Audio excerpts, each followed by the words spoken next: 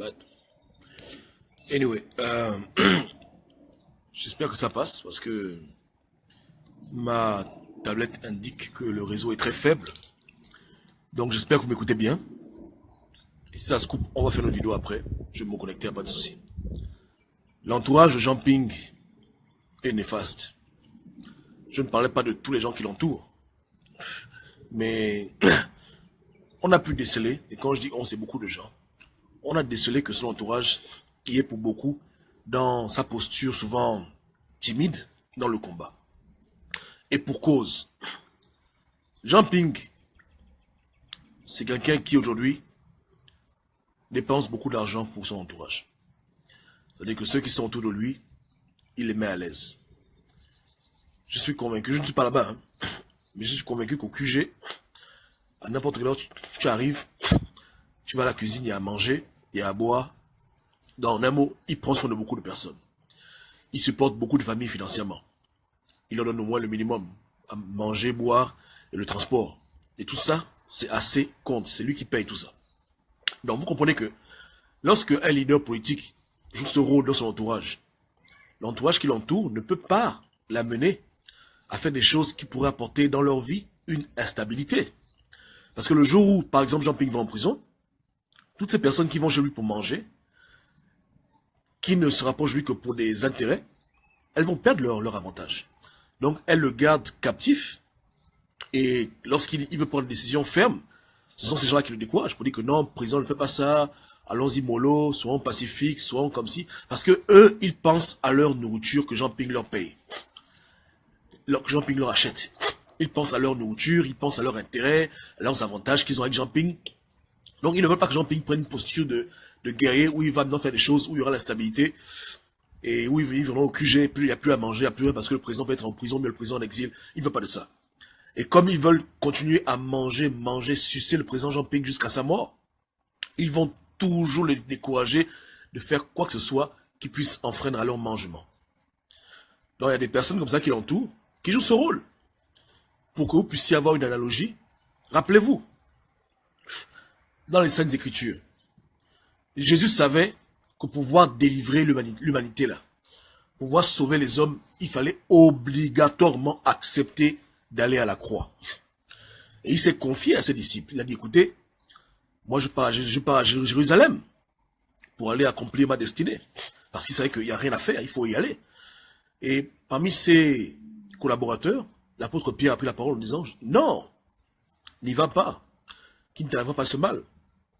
Et Jésus a dit à Pierre que, arrière de moi, Satan, comment oses-tu vouloir empêcher la volonté de Dieu de s'accomplir? Comprenez? Et Pierre l'a fait parce que Pierre profitait beaucoup de la présence du Christ. Avec Jésus, quand on a faim, il fait la main comme ça, les poissons sortent. Le pain, quand on a pris le pain, il prie le pain est multiplié. Donc, les gars, Pierre pense à ses intérêts. Que quand Jésus est là, on n'a pas de problème. Hein, donc, soyons cool. Il a dit non, Jésus, évite tes trucs. Ne parle pas des Romains comme ça, ne parle pas des pharisiens. Gère-toi, on fait ça bien, on se gère comme ça. Voilà, il ne voulait pas que Jésus aille accomplir sa destinée pour libérer l'humanité. Il voulait que Jésus reste comme ça avec eux. Quand ils ont faim, Jésus multiplie le pain.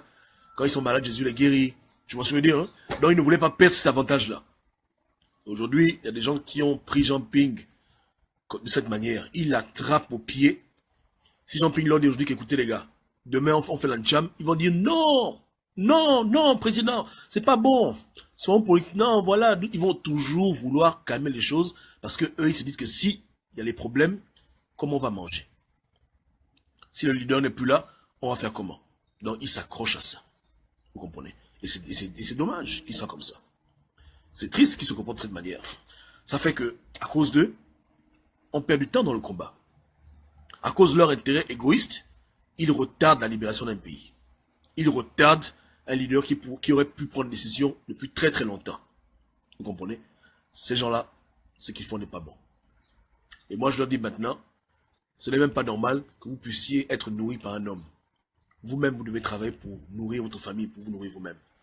Vous ne pouvez pas être des éternels mendiants, des boys, et après, les premiers à décourager Jean Ping lorsqu'il veut prendre une décision ferme, lorsqu'il veut vraiment faire les choses correctement. Vous jouez ce rôle-là, vous jouez un très mauvais rôle. Et Dieu n'est pas content avec vous. Et comprenez bien que Jean Ping n'est pas éternel. Dieu le garde, mais si demain il venait à mourir, vous n'allez plus manger au charbonnage. Vous n'allez pas vos avantages. Donc cherchez à obtenir le grand prix, la libération du Gabon. Vous aurez plus à gagner avec un Gabon libéré qu'avec un Gabon où Jean Ping est votre président élu et puis il ne va nulle part. Parce qu'ils ont pris Jean Ping comme un décoratif. C'est pour ça que quand je fais mes vidéos pour motiver le président, beaucoup se fâchent parce qu'ils ne veulent pas que Jean Ping emprunte un chemin qui va les mettre à froid eux. Si un homme décide de devenir nomade, mais que cet homme-là héberge 100 personnes, à la seconde où il devient nomade, tout le monde devient nomade. Il y a des gens qui sont trop à l'aise dans leur confort. Ils ont déjà pris goût à cette aventure avec Jean Ping où ils bénéficient de jus, de régab, de pain au chocolat, de poulet braisé, de riz. Tous les cadeaux, ils sont ce moment-là cadeaux. Tu comprends? Ils sont comme ces employés à vie et ils aiment cette condition. Ils ne veulent pas perdre cela et à cause de cela, ils sabotent. Ils conseillent mal. Quand le mec veut se lever, ils disent assieds-toi, reste là, continue à nous nourrir. Voilà. Donc ils ont pris en otage le président. Ils l'ont pris en otage. Et je l'ai souvent dit, quand on va en guerre contre un régime diabolique comme celui d'Ali Bongo, il faut s'entourer de personnes libres. Ce n'est pas interdit de nourrir les gens. Ce n'est pas interdit de donner du pain à ceux qui te suivent. Mais il faut les responsabiliser. Et il ne faut pas que ça devienne une habitude. Parce qu'après, s'ils ont pris goût à vivre près de toi, à tes dépens, ils vont te garder captif comme ça. Et quand tu voudras faire des choses incertaines ou des choses qui sont risquées, ils ne voudront que tu ne prennes aucun risque. Parce qu'ils ont tellement aimé leurs conditions et ils se plaisent dans leur mendicité. Parce que là, ça devient de la mendicité. Donc le président est entouré de trop de mendiants. Beaucoup de mendiants l'entourent. Beaucoup de gens l'entourent. Je le vois. Hein. Je ne suis pas à Libreville, mais je vois ces choses depuis ici. Donc, il est entouré de beaucoup de mendiants et des mendiants méchants. Pas des mendiants qui veulent libérer le Gabon, mais des mendiants qui ne pensent qu'à eux-mêmes. Donc, des gens qui découragent toutes les initiatives qui peuvent faire bouger les lignes, ils découragent. Ils découragent. Vous comprenez? Ils ne veulent pas de ça. Par contre, ils vont l'encourager à donner un mot pour les élections législatives, pour aller encore manger plus. À la longue, ils vont l'encourager à aller dialoguer. Voici leur rôle autour de lui. Ils sont là pour bouffer avec lui et au travers de lui. Vous voyez, non? Ils vont prendre son nom et se donner une petite notoriété pour aller bouffer Charlie Bongo en disant que j'étais avec Ping, je suis avec toi. Donc c'est comme ça. Et ça, c'est un problème grave. Grave, grave, majeur. Personne ne peut faire grand-chose dans la vie lorsque tu es mal entouré. Tu es entouré de personnes qui dépendent de toi à 100% et qui ne se croient, ne peuvent pas t'aider, te conseillent très mal, c'est pas bon. C'est pas bon. Elles ne feront que conforter tes peurs, conforter tes doutes et te garder comme ça. Ouais. Quand Landry voulait aller au pays, il nous a appelés, je parlais avec lui, mais il me disait que beaucoup de personnes le décourageaient. Beaucoup de personnes disaient à Landry de ne pas aller au Gabon, machin, machin. Bon. On n'était pas d'accord avec le fait qu'il aille au Gabon, mais c'était sa décision. Souvent dans la vie, peut-être qu'il faut faire des choses comme ça, folles, pour pouvoir bouger les lignes. Bon, malheureusement, les lignes n'ont pas trop bougé parce que les Gabonais sont les petits égoïstes, mais qui ne t'entraînent à rien. On t'a offert à Noël un parachute. Tu ne pourras jamais être sûr que le parachute s'ouvre si tu refuses de sauter. Et quand Ping réfléchit sur comment il doit sauter dans le vide, il y a des gens qui lui disent non, ne saute pas. Parce qu'eux, ils pensent à leur gain, à leur intérêt. Ouais. D'autres peut-être ont même peur, peut-être de se trouver en prison, s'il aussi va en prison. Donc, il prône pour la voie de la prudence excessive qui ne peut pas faire bouger les lignes d'un pays. Ouais. Le risque zéro. C'est ce qu'il prône. Risque zéro. Ouais. Donc, c'est triste. Prions que ces gens-là changent d'attitude et que lui aussi prenne conscience qu'il faut qu'il s'entoure de personnes nobles, de personnes vaillantes, des gens qui l'encourageront toujours à faire l'impossible et non pas les gens qui vont l'encourager à rester humain. À rester humain, à faire tout avec beaucoup de prudence et beaucoup de conneries. Non. Souvent, il faut aller hors de sa zone de confort pour que les choses puissent évoluer dans la vie. C'est ça, non? Mais c'est pas ça. Ok. Voilà. C'est comme Zibi Bertrand. Il allait hors de sa zone de confort pour faire des choses pour le pays. Il a pris des risques. Hein? En disant qu'il démissionne devant Ali Bongo. Voilà, c'est comme ça. Mais ce genre d'action-là que Ping aussi veut prendre dans le même sens, ça, son entourage le décourage. Pas tous, mais je vois que beaucoup de gens le découragent. Je vois ça en esprit, beaucoup de gens le découragent. Beaucoup. Beaucoup de gens veulent le garder diplomate à vie. Même lorsque lui-même il veut devenir un révolutionnaire, les gens le gardent dans la diplomatie, dans les longs discours, dans les conneries, à cause de leur intérêt personnel. Ils sont en train de sacrifier le temps d'une nation et nous perdre du temps. Voilà. Ok, c'est tranquille, on est ensemble. Amen. Amen. Oh, oui. Pas qu'au Gabon, hein. Je vois des gens au Gabon le faire. C'est que tu vois, tu peux être là, et Dieu te montre des choses qui sont loin. Mais je vois aussi des gens dans la diaspora faire pareil. Il y a beaucoup de personnes dans la diaspora qui n'aiment pas entendre les discours radicalisés et qui ne veulent pas que leur président s'engage dans une lutte plus ferme parce que Ping leur envoie chaque fin de mois l'argent. Ping les nourrit, au sens propre du terme. Donc, vu qu'il les nourrit, ils ne veulent pas perdre cette nourriture que Ping leur donne. Hein? Si Ping leur envoie les 1000 euros, 2000 euros, 3000 euros, vous comprenez qu'à la fin de la journée, c'est pas eux qui peuvent encourager Ping à faire des choses qui pourront envoyer Ping en prison. Parce que si Ping va en prison, qui va leur envoyer l'argent chaque fin de mois? Donc, toujours l'intérêt égoïste qui tue les révolutions. Beaucoup de petits mendiants qui ne veulent pas devenir des gens responsables. Vous comprenez? Tu vois le gars, tu penses que l'élément aime vraiment le président Ping, c'est un grand fan de rien. Il aime son argent. Et comme il aime son argent, il ne peut pas accepter les critiques qui vont aller pour motiver le président à sortir de sa zone de confort et devenir le leader que les Gabonais veulent aujourd'hui. Et ils vont devenir les avocats de Ping. Quand on dit que ça ne va pas, eux ils disent que ça va. Mais bien sûr que ça va. Ça va parce qu'ils ont leur argent. Ça va parce que eux, Ping les envoie les westerns. Voilà pourquoi ça va. Vous comprenez, hein? Parce qu'en temps normal, si tu n'es pas dans ce genre de système, quand quelqu'un se comporte mal, tu dis ça va pas. Tu pointes le doigt rapidement. Mais quand tu es sur la fiche salariale de Jean Ping, tu ne peux pas critiquer le frangin. C'est dur. C'est là où tu deviens serein même pendant 10 ans. Parce que tu sais que pendant 10 ans, tu as ton argent. Et c'est malheureux. Donc, que les gens se repentent de ce genre de comportement. Et il est temps maintenant d'encourager le président à devenir le leader qu'il faut pour libérer le Gabon. Ça suffit dans les enfantillages et ça suffit l'égoïsme. On se comprend? Amen.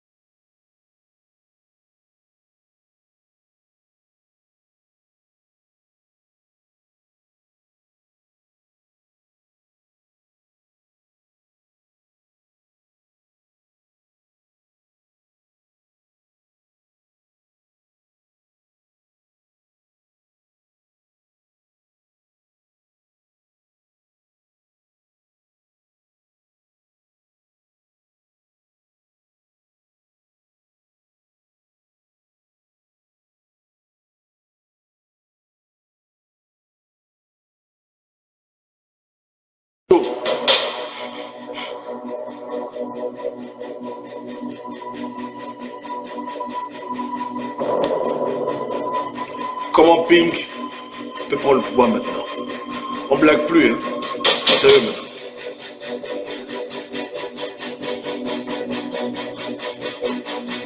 Il faut en finir avec ce régime.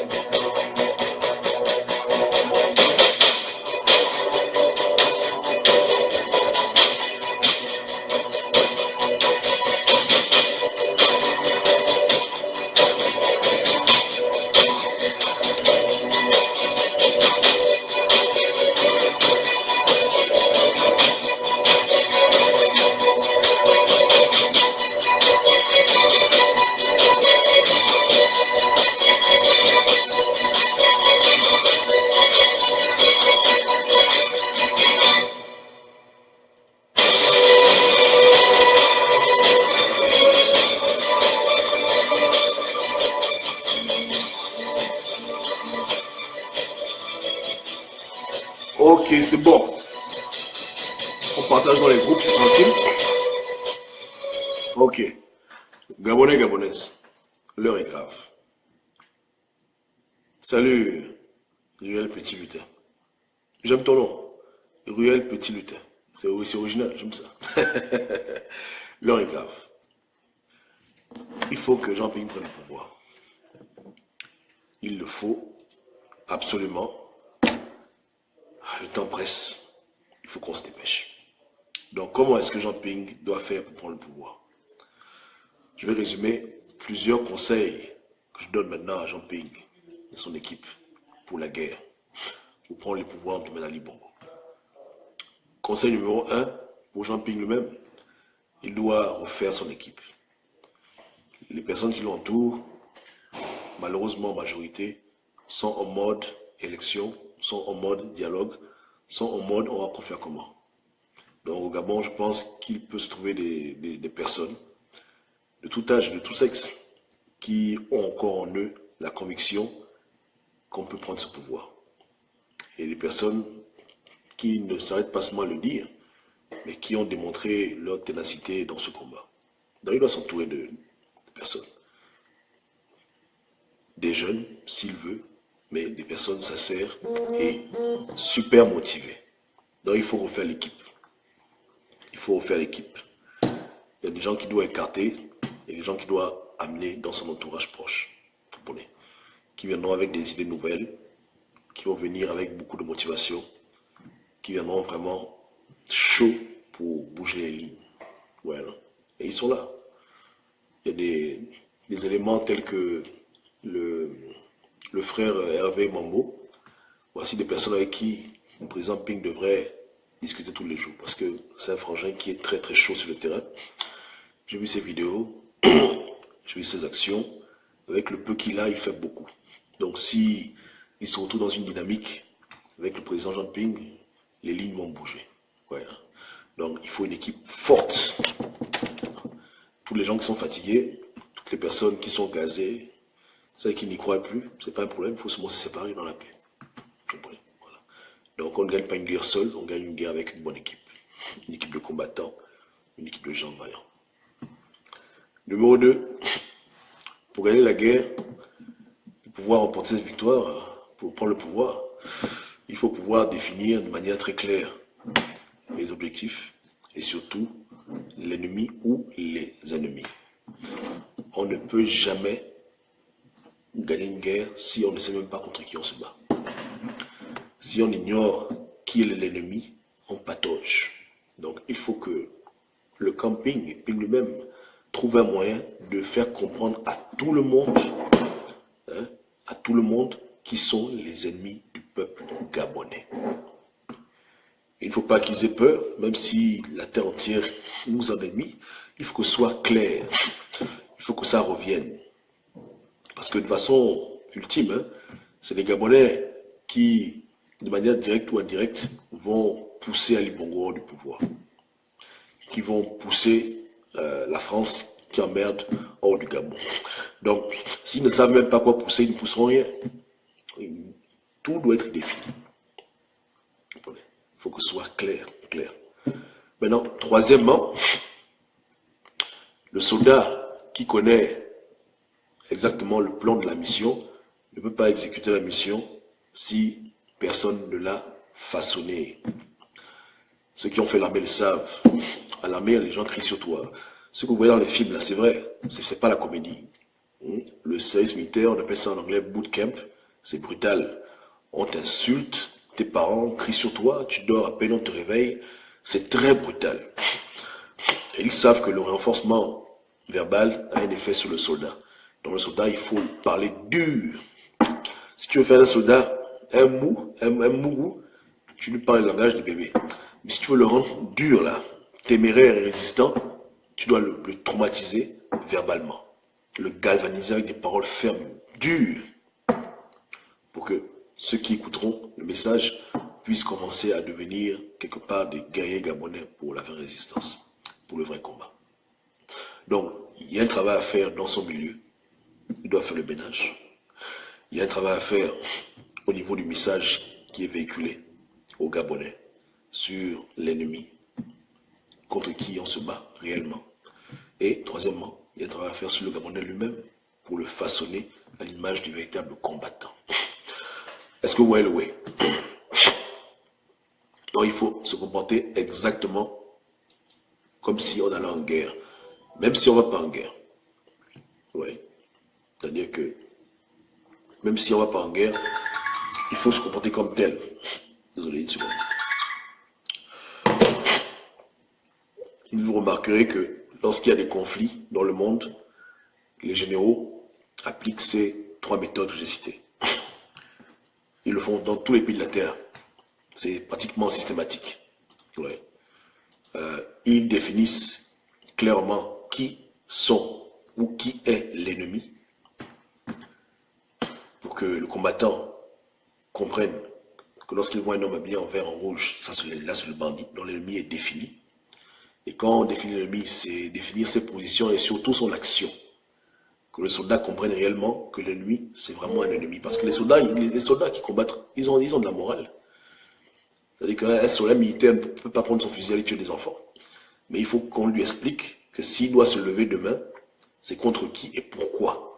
Exactement. Que ce ne soit pas ambigu dans son esprit et qu'il n'ait pas juste un fragment de la vérité. Qu'il comprenne toute l'image. Lorsqu'il y a eu la Seconde Guerre mondiale, c'était des coalitions qui combattaient contre les Alliés. Bon, les Alliés, ça c'est eux. Hein. Moi, les Alliés, pour moi, c'est des bandits. Mais bon, je me mets dans la peau d'un historien. Hein, et je vous parle de ces choses avec leur langage à eux. Donc, dans la peau des Alliés, les Alliés considéraient que la coalition qui est autour des nazis était l'ennemi. Ils n'ont pas dit aux militaires américains qu'on est en guerre contre l'Allemagne. Ils ont dit qu'on est en guerre contre tous ceux qui sont avec Hitler, de près ou de loin. Donc, le Japon, l'Italie, en particulier la France de Vichy. Voici qui était l'ennemi. L'ennemi était bien défini. S'ils avaient menti à leurs soldats en leur faisant croire que les Japonais c'est ok, que les Italiens c'est ok, c'est seulement les nazis qui emmerdent, ça n'aurait pas été juste. Le soldat aurait été confus. Face à un militaire japonais, il n'aurait pas pu tirer parce qu'il se serait dit que le militaire japonais, il n'est pas un ennemi. Et que le militaire italien n'est pas... Non, non. Eux tous, il faut définir. C'est les bongos, on coche. Ok. C'est qui encore? C'est la France, on coche. C'est qui encore? Voilà. Que les Gabonais comprennent qui sont les personnes qui les mangent. Hein? Même dans les traditions africaines, dès que tu sais qu'il te mange, il ne peut plus te manger comme il te mangeait avant. Ok. Donc s'ils sont 5 à te manger en vampire, si tu découvres seulement un seul, tu vas toujours souffrir. Mais quand tu as la liste de toutes les personnes qui se réunissent en vampire la nuit pour te manger, comme on mange le bédoum, hein? Et il y a des gens les gens comme bêtes comme ça, comme les bédoums, une fois que tu as la liste complète de toutes les personnes qui te mangent, c'est fini. Une fois qu'ils se rendent compte que tu sais qui ils sont, c'est terminé. Oui. Il y a Jérôme qui dit... Jérôme, tu dis qu'il... Attends, je donne le lien. Si tu veux, tu viens, hein, franchement. Il y a notre frère Jérôme qui dit qu'il doit tuer Ali Point-Barre. Ah, ça c'est la solution la plus radicale, mais...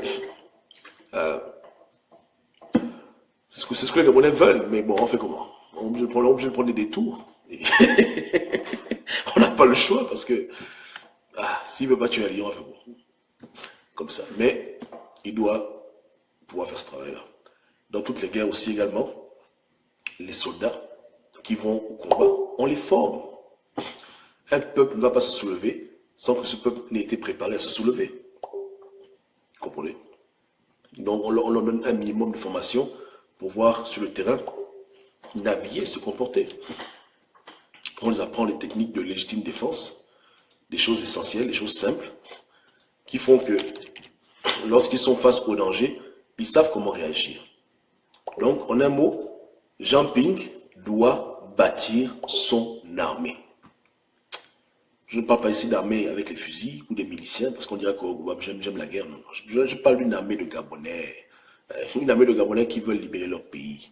Une armée de patriotes qui veulent se lever pour changer les choses. Il doit créer, parce que pour l'instant, il n'a pas cette armée au Gabon. Pour l'instant, il a des mendiants. Il a des gens qui le suivent pour le suivre. Il a des gens qui sont indécis. Il a des gens qui se cherchent. Et souvent, quand lui-même se cherche, à quoi ça ressemble? Donc, il doit faire le ménage, recruter des gens maintenant qui sont motivés et les motiver encore plus. Et le peuple, il doit petit à petit préparer le peuple à devenir conquérant, à devenir fort. Ouais. Donc, par la parole, par les discours, maintenant, il faut les motiver maintenant. Il faut leur faire ça dur. Il faut les motiver.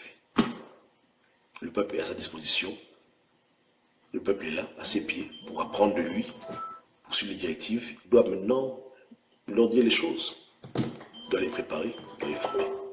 C'est comme ça. Parce qu'on ne remporte aucune guerre seul. Et quand un général a des bons soldats, il ira très loin. Très très loin. D'abord même, lorsqu'on juge une armée, ce qui est étrange, c'est qu'on ne juge jamais le général lui-même. Le général prend la gloire. C'est-à-dire que quand on a gagné la guerre, là, il prend toute la gloire. On dit voilà, il a fait. Mais quand on juge la puissance militaire,